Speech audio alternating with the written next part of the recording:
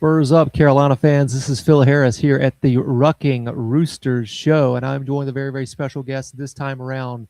His name is Mikey. They call him Rudy. Rudzinsky. Mikey, how the hell are you?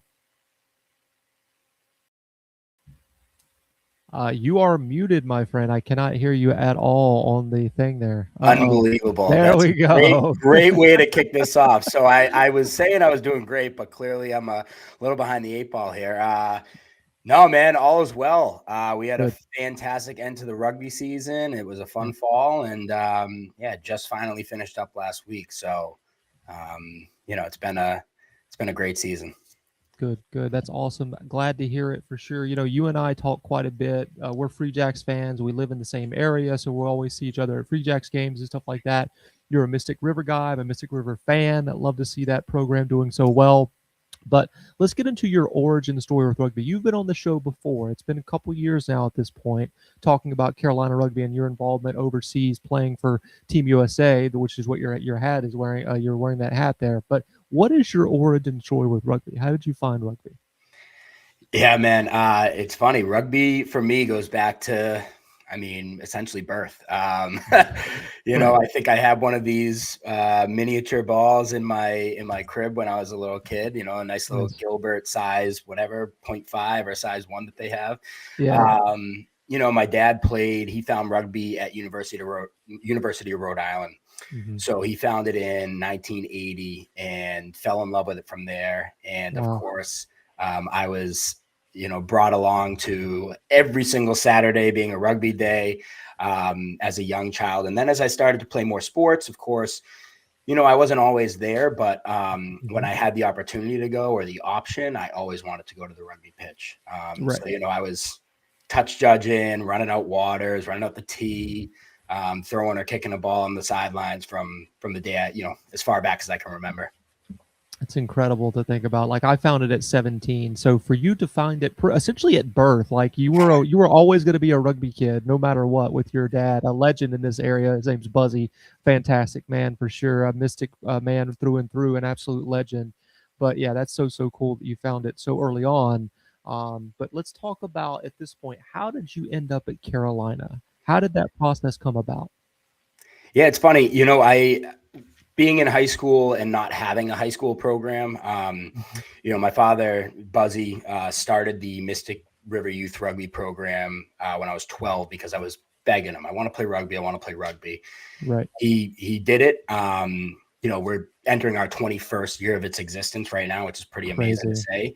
Yeah. But we started a high school program just in the summers because all these other kids had their own teams, right? St. John's Prep had a team in the Danvers area.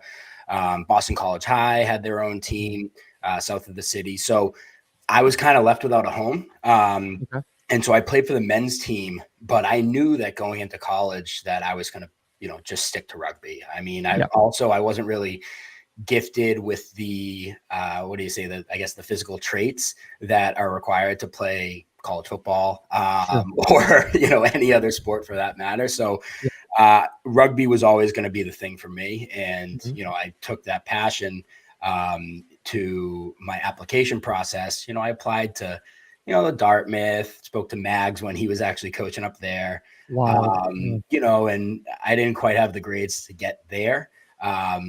Bunch of kids from my high school are already going. And then, on top of that, I CU Buffs, right? I wanted to look at the Buffaloes. I wanted to look at Bowling Green. So like a lot of good rugby schools. And it's funny, South Carolina was probably the one that I knew the least about.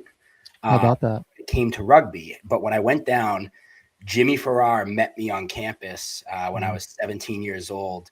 And he met me with the captain, Tom.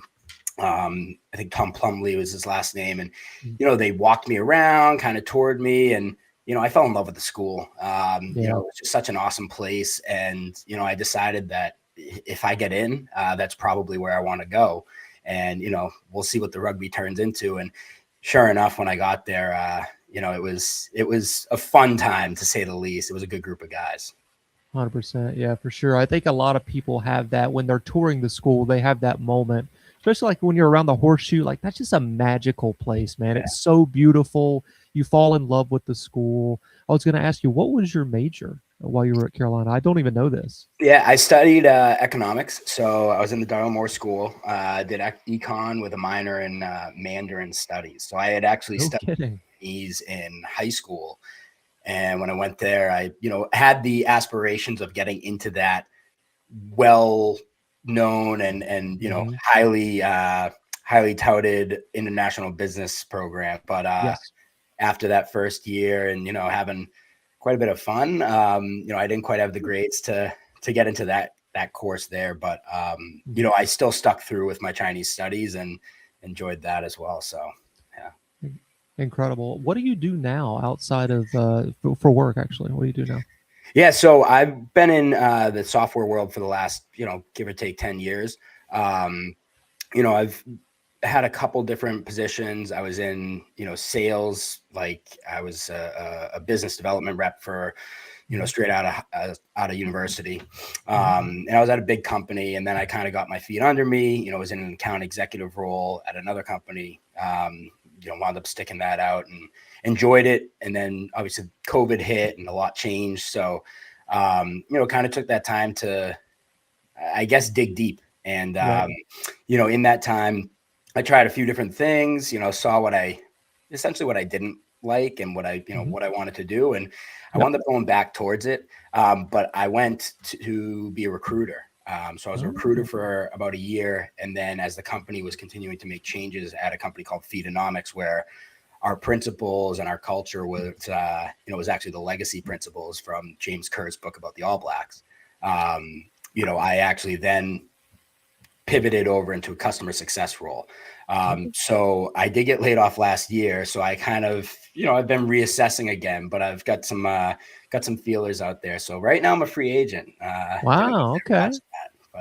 But I do work right now for a vacation rental company and up in Gloucester, Massachusetts. And my manager is one of the Mystic, one of my great friends from Mystic, John Fonville. So gotcha. Yeah. So if anybody's out there looking, Rudy's available. Just send him a little DM and he'll get back to you on that. But yeah, that's so cool, man. I mean, what's cool is like the rugby community is small, but we're mighty. Like, we've got these connections where we can, reach out to people and find success one way or the other, right? Like it's really, really cool that the rugby community always has people's backs when it comes to that sort of thing. But let's move back over to your time at Carolina. What is your favorite memory in a Carolina jersey? Oh man, favorite memory. It's got to be when we hosted the SCRC tournament. I think it was fall of 2014. Yeah, that sounds right. Fall of 2014. And we won. And we were defending, the title from the previous spring, actually. Yep. So that was when they switched from 15s being, the 15s SEC season being in the fall, in the spring to the fall. So we won quite literally back-to-back seasons. It was really cool. But to do it on the home field, it was before they were out, over by Williams-Brice, but to do it over on the Strom Thurmond fields, we had some serious fans lining the sidelines, and it was a great one. We ripped it up after that, and we ate like a ton of pizza over at Village Idiot, and we had ourselves a time. So it was an amazing experience. That was a lot of fun. To go back to back like that had to have been very, very special, very, very cool moment. That's one of those things that like those years, 14, 15, 16, around that time frame really established Carolina as a fantastic sevens program. And I think that's really helped us through these John Roberts years where we're continuing to see success from the time that you guys kind of built it up a little bit for us to kind of we're running because you guys were able to help us walk, essentially. Yeah, I mean, it's funny, you look back and we had multiple SCRC players of the year consecutively. We had Tim Holkenberg one year, we had Dana Corcoran one year, where a year where Dana only played 6 games of the 11 that we wound up playing, and he still was that's good. Crazy. Electric. But we had an unbelievable team, and it was funny, after my freshman year, I went into college. I had a bum shoulder, so I was recovering from that. And, again, getting acclimated to the school, so to speak. And then that spring when I played, we just didn't have the right culture and the right mindset. And Coach Mark Morris and Coach Steve Darnell were instrumental in really pushing and driving us to start making the right decisions, right? To really focus on our fitness, our studies, taking care of ourselves before the game, taking care of ourselves after the game, right? It was, those were things that I, wasn't really looking at my freshman spring semester. And I think we started to get on the right path that next semester when a lot of these great freshmen came in from, Downingtown, Pennsylvania, and kids from St. Joe's Prep, right? So we had a great group that came in, and it really lit a fire under our butts. 100%. I mean, I can hear you talking about Carolina. You had a lot of fun there, obviously, and I'm sure you miss it. What do you specifically miss about Carolina and Columbia? Oh man, I think excuse me, the walks around campus and just going and hanging out with friends, like going to the student union and sitting around, and maybe you're doing homework or something like that over by Thomas Cooper Library, and you all look at each other and say, all right, let's go take a break. Let's go grab a bite. We go to oh my God, it was like the Italian place. It was Pandini's. Oh yes. And we would go to Pandini's, or we go or we make the trek all the way to, was it Columbia Hall and their little spot underneath. I can't remember, Gibbs Court maybe. That sounds right. Yeah, and we would trek over there, go have food, hang out, talk about the game, talk about, practices, talk about, who's making a fool of themselves lately, and, some good old fashioned fun. So I think it was really those moments, like off the pitch with the boys that I miss the most about Carolina. And then of course, listen, the football games, the basketball games, the baseball games, I went right after they won their back-to-back baseball World Series. Incredible. So I was still kind of like, oh, this is a baseball school too. And then we tried to make it more of a rugby school. So there you go. Excellent. Love that. Yeah. Historically speaking, baseball has been the most successful men's program at Carolina. Obviously it hasn't been that great the past couple years, but it's still a great baseball school for sure. It's just a great sports school, man. Yeah, they'll be back. They'll be back for sure. Anyway, let's talk about the Hall of Fame selection committee. Just recently finished our meetings. The announcements for the 2026 class will be made soon. So I wanted to ask you, from your time at Carolina, coach or player, who do you feel deserves to be in the Hall of Fame? I mean, I think the coaches, Mark Morris and Steve Darnell, are like no-brainers. Again, they really turned around the program. And, Jeff Mason before that was amazing, had so much knowledge. I just don't think that the boys were quite as ready to take all that knowledge in and truly understand what he was trying to implement. Right. Now, when Morris and Darnell were there, they were like our dads from, down there. And I'm sure that that's the way that the boys feel down there right now with Coach Roberts. So, they had such an impact on the program. They gave so much back to the program. They didn't ask for anything in return, just hard work. And, I think that they really, again, kind of trailblazed, and they made it easy for us. And then, I mean, another one would be like a Jimmy Farrar, like, who didn't even play, but off the field did everything, like absolutely everything. So, I mean, like, between those three, for non-players, like, I would have to put them up for sure. Listen, I mean, some great shouts for sure. Some definitely legends of Carolina rugby right there that you just mentioned. So we'll see how the announcement goes in the near future. I think a lot of people will be very, very happy with the selections in 2026. I will say that. You're the only Carolina alum that I'm aware of that can say that they played professional rugby, specifically for a professional MLR team at this point. Tell us about how that came about back in 2019 with the New England Free Jacks. Yeah, man, it was kind of surreal. It was a dream come true. We had for Mystic, we had just won our second national championship in 15s in 3 years. So we won in 2016 and 2018. So I graduated in 15. I was fresh out of college.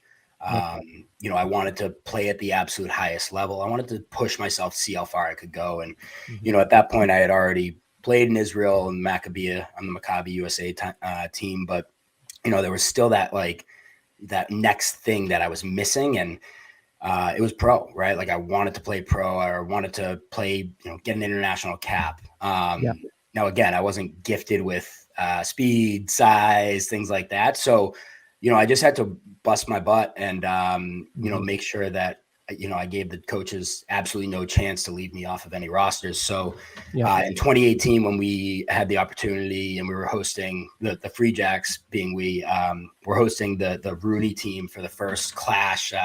Forget what they dubbed it. It was like the battle. It was the Cold War is what it was, Mikey. The Cold War, yeah. And I'm sure you were there. And, I was selected for that team. And that was kind of like a huge tick off the box of, wow, I've done it. I got here, and granted, it was the exhibition year, so we were still. It was a lot of growing, a lot of guys that probably for other professional teams would, we weren't going to get selected or signed, to some crazy deal anywhere, and we weren't starters, a lot of us, but we pushed ourselves. The Free Jacks, we had practices 4 days a week in Bedford, Massachusetts, in a bubble. And we were in the bubble starting at practice started at 5. We had to be ready by 4:45 in the morning. We did that for 2 to 2.5 hours. We'd smash, as well. So, then you're going to work right from there. You're all sore, you're all sweaty, you need a shower, things like that. And then right after that, right after the work day, it was straight to the gym.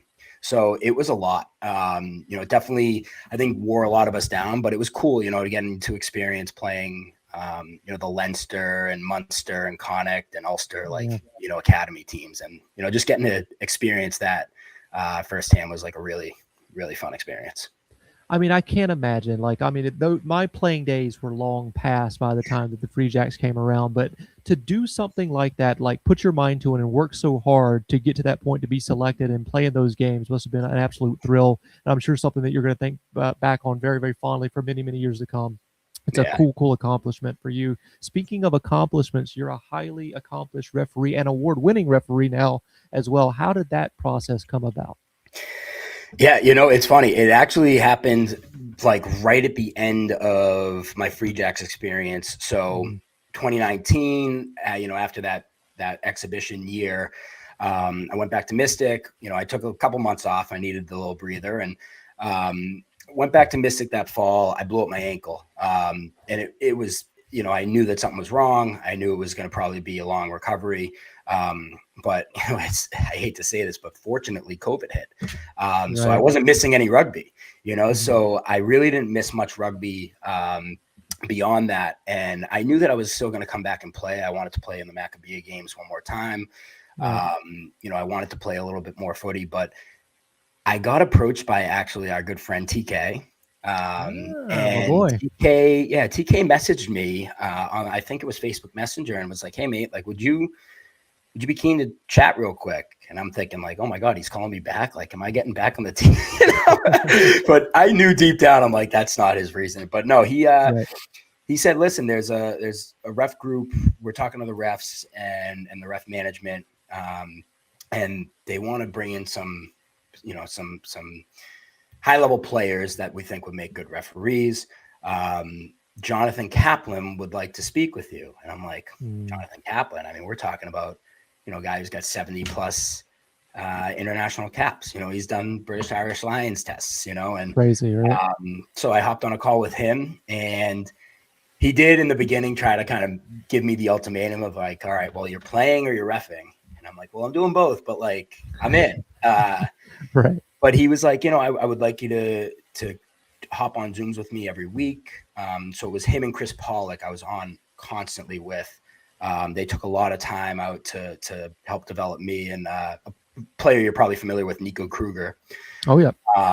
So they worked with us kind of independently and individually, and then we were part of that assistant ref group in the MLR, and I got 3 games that season, and I had just gotten my L1 certification with for World Rugby as a referee. Like, I was as green as it comes. I mean, to this day, Luke Rogan and I will joke about it. I didn't know all that much about how to successfully AR, but he worked with me pretty well. Nice. And then I got to work with JP Doyle and I mean, man, it was just like quite the experience, you know. A Bowley, I got to work with as well, so it was amazing. Yeah. So, and then I got 8 games between 2021 and 2023. I got 8 games in the MLR, and you know, I haven't looked back. I knew again I needed to finish that one final round of the Maccabea games and represent the country over there, but as a player anyways, you know, more to come on that. But I did know that the refereeing, you know, I can be as involved as possible at the highest level still. You know, I can referee the D2 national championships like I did last weekend, right? I mean, it's just a really cool experience to have the best seat in the house and you know, continue to give back and grow the game. That's something that I wanted to, you know, touch on, that this is something that you're doing. I know that you love the game of rugby. I mean, it comes through very, very clear that you are very, very passionate about this game that we both love. And one way to give back is, of course, refereeing. We need high-level refereeing in this country. We need high-level coaching as well. So what would you say to folks out there, former players maybe, that are just like trying to get that competitive edge or just want to be involved in the game more than where they are right now, maybe not playing at the moment? What would you say to them about coaching or being an administrator or a referee? Get certified. Just do it. Like, don't say I'm not sure if I want to. I mean, once you have the certification, it's for life, you know, like you get your L1 as a referee, you have it. I'm not saying don't brush up on the laws every year, but I think it can only help, right? And it's only going to help the game. It's only going to help the growth of the game. You know, we are at a point where, and this was a stat at a banquet I was at last week.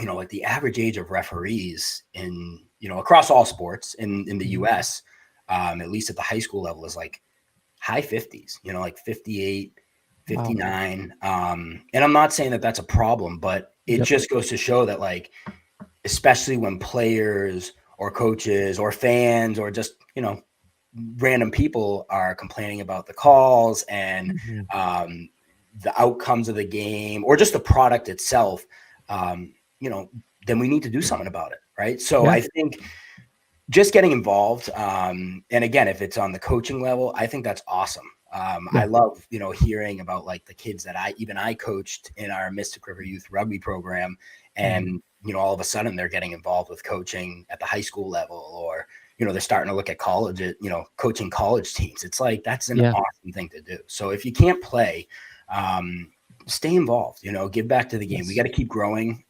World Cups, you know, the World Cup that we're hosting is what? It's a short, not even 6 years away. 6 years, not even. Crazy. Right. So we're 5 years and change. We've got to keep growing. So I think the best way to do that is to get involved and keep recruiting people. So shameless plug here.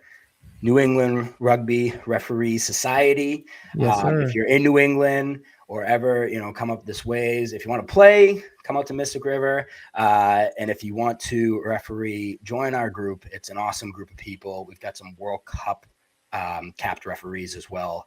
You know, we're led by someone who was just at the Women's World Cup this past year. So, I mean, it's an amazing experience. It's something I definitely recommend to anyone that wants to stay involved with the game.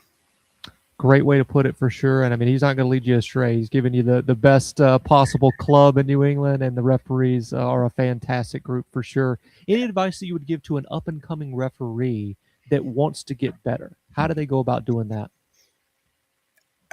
For me, it's kind of what I learned early on. And I think you can take this pretty much in any sport, is be coachable. Don't take things too personally. Right. You're going to have a bad game.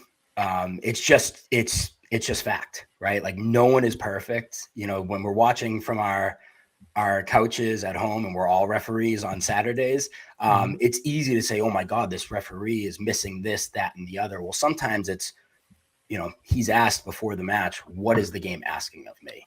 Right. And I think contextuality and materiality are really key when you're really starting to grow as a referee. But when you're just starting out, it's just about getting between the lines, getting repetitions, and not deepen it. You know what I mean? Don't beat yourself up about it. You know, be critical of yourself, but do it in a way that you're going to say, okay, I can set a goal for the next match to, you know, that's going to be attainable, right? Like set those benchmarks the same way that you would as a player, and, you know, you'll continue to rise out of them. So that's kind of my advice on from an aspiring referee. Great advice for sure. What is your favorite overall rugby memory? I mean, you've done a lot in the sport as a player. What is your favorite rugby memory? Oh man, it's tough, man. I think there's a couple. Specifically for me, it's probably two. It's being a part of that 2018 Mystic team and being on that national championship, and making a tackle that I think still to this day, had some weight to it. It was an important tackle, and we, squeaked out a game where we were down a man for 35 minutes. Wow. So I think that was a pretty emotional one, and also just kind of came full circle with me growing up with the club. But no, I mean, in comparison, I can't really compare the two. It's apples to oranges, but the winning the gold in 2017 in Israel against South Africa, for the Maccabi USA side was, I mean, it was second to none. We were, crying, we were screaming, we were shouting the national anthem, taking pictures after, pouring beer and champagne all over each other. I mean, it was, that was an experience. And the way we did it too was just, I mean, we were basically written off. South Africa looked at us and they kind of, said, it's not about if we win this tournament, it's about by how much. And we took that, to quote Michael Jordan, we took that personally, so we stepped up and we took it to them, which was an awesome experience.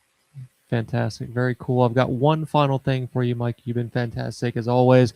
What would you say to a transfer rugby player or high school rugby player about why they should come to Carolina and play rugby as a Gamecock? Yeah, man. I think the history, the alumni, the coach, the coaching staff, the culture, I think it's really in an amazing place right now. And it's only getting better. Obviously we've got the, thanks to Jeff Smolka, all of his work that he's done. I mean, we have, kids getting scholarships or getting money towards their college. 42 scholarships right now. Yeah. And I mean, the amount of kids, I mean, the exact number, but what, 27 were like all scholar All-Americans? Yes. Yep. The most in the entire division, the league for the entire thing. One AA, the most out of everybody. So I mean, like those things in and of themselves just speak volumes about the program and where it's going. I think it's only continuing to grow. I think the school's getting better, academically. And, obviously it's not quite, I know everything's getting expensive with inflation these days, but it still doesn't cost as much as, half the schools up here in the Northeast. I do think that South Carolina is an amazing place to just build those brotherhoods. And I know that we see that a lot across rugby, but there was something special down there. Maybe it was something in the Groucho's sweet tea down there. You know what I mean? So I really think it's an amazing place to go, and you'll be in touch with those guys for the rest of your lives, and travel the world to see them. So couldn't have said it better myself. Mikey, you've been fantastic. We're going to say 2 words to exit this particular interview in 3, 2, 1. Spurs up, baby. Woo! Let's go. Thanks, pal. Appreciate you. Go Gamecocks.